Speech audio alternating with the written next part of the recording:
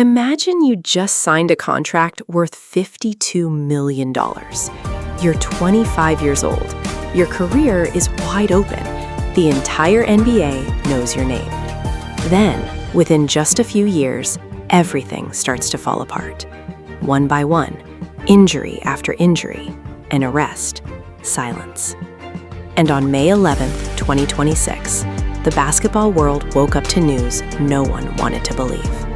Brandon Clarke, forward for the Memphis Grizzlies, found dead at a home in Los Angeles. His age, just 29 years old.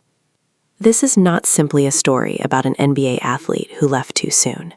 This is the story of an extraordinary journey, from Vancouver, from the streets of Phoenix, from a bench role at Gonzaga, all the way to the highest stage in basketball, and how it all ended in a way no one could have ever imagined. Brandon Clarke was born on September 19, 1996, in Vancouver, British Columbia, Canada. His father, Steve Clarke, was from Jamaica. His mother, Whitney Triplett, was Canadian. From the very beginning, Brandon carried two worlds within him. When Brandon was just 3 years old, his family relocated to Phoenix, Arizona. That's where his basketball story began. At Desert Vista High School in Phoenix, Brandon was no ordinary player. He grew into one of the most exciting prospects in all of Arizona. In 2015, he led Desert Vista to the state championship game and earned all Arizona Division I honors from the Arizona Republic. Tall, athletic, and with a defensive instinct that couldn't be taught from any textbook. But at the time, few people realized this young man was on his way to something truly great.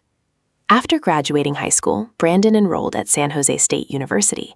There, he began to show his true potential, enough to catch the eye of Gonzaga University, one of the most elite college basketball programs in America, which opened its doors wide for him. The 2018 season with the Gonzaga Bulldogs was the season that changed Brandon Clarke's life forever. He was brand new to the program and immediately turned heads. In the West Coast Conference, Brandon was named both Newcomer of the Year and Defensive Player of the Year in the same season, the first player in WCC history to ever achieve both honors simultaneously. His numbers that season? 16.9 points and 3.2 blocks per game, the highest blocks average in the entire conference. But the most unforgettable moment came at the 2019 NCAA tournament. On March 23, 2019, facing Baylor, Brandon Clarke erupted for 36 points, 8 rebounds, 5 blocks, and 3 assists. He became just the third player in NCAA tournament history to record at least 35 points and 5 blocks in a single game, joining legendary names like Shaquille O'Neal and David Robinson. Gonzaga marched all the way to the Elite Eight before falling to Texas Tech, but Brandon Clarke's name had already been written in the history books. NBA scouts were lining up. The world had seen enough. Draft night 2019. Brandon Clarke was selected by the Oklahoma City Thunder with the 21st overall pick, but his rights were immediately traded to the Memphis Grizzlies. In the same city where Ja Morant had just been taken second overall, Brandon Clarke arrived ready to prove himself, and he wasted no time making a statement. At the 2019 NBA Summer League, Brandon recorded 4 double-doubles and was named both Tournament MVP and Championship Game MVP, becoming the first non-American player to claim both honors in the same Summer League, a record that had never been done before in Summer League history. Heading into his first regular season, Clarke became a key piece off the Grizzlies bench. He averaged 12.1 points and 5.9 rebounds per game in his rookie year, enough to earn him a spot on the NBA All-Rookie First Team alongside Ja Morant, and a fourth-place finish in Rookie of the Year voting. Memphis had a duo ready to grow together. The future looked incredibly bright. October 2022, the Memphis Grizzlies made a major move. They extended Brandon Clarke's contract, 4 years, worth $52 million. This was no casual decision. It was a declaration of faith. The Grizzlies believed in Clarke.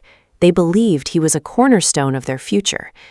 But basketball and life doesn't always follow the plan. March 2023, Brandon Clarke tears his left Achilles. Season over. Surgery, a long rehabilitation, starting from zero all over again. The following season, he appeared in just 6 games. In 2024-25, he tried to fight his way back. 64 appearances, though mostly off the bench. But fate wasn't done with him. In March 2025, he suffered a high-grade PCL tear in his right knee. Season over again, before it even had a chance to finish. September 2025 brought another procedure, arthroscopic surgery to address knee synovitis. And in 2025-26, what would be his final season, Clarke appeared in just 2 games before a calf injury shut him down completely for the rest of the year. From a player expected to be a pillar of the franchise, Brandon Clarke became a name that lived permanently on the injury report. $52 million. But no amount of money in the world can buy back the health that's been lost. April 1, 2026. Brandon Clarke was arrested in Cross County, Arkansas. The charges against him: driving over 100 miles per hour, fleeing from law enforcement, and possession of more than 200 grams of kratom, an herbal substance classified as a Schedule I controlled substance in Arkansas, making it illegal in that state.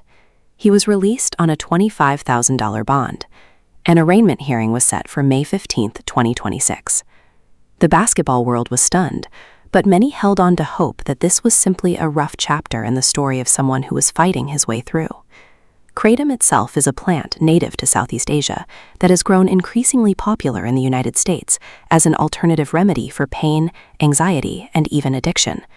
However, U.S. health officials have repeatedly sounded the alarm about its risks, particularly a compound called 7-hydroxymitragynine, which behaves similarly to an opioid.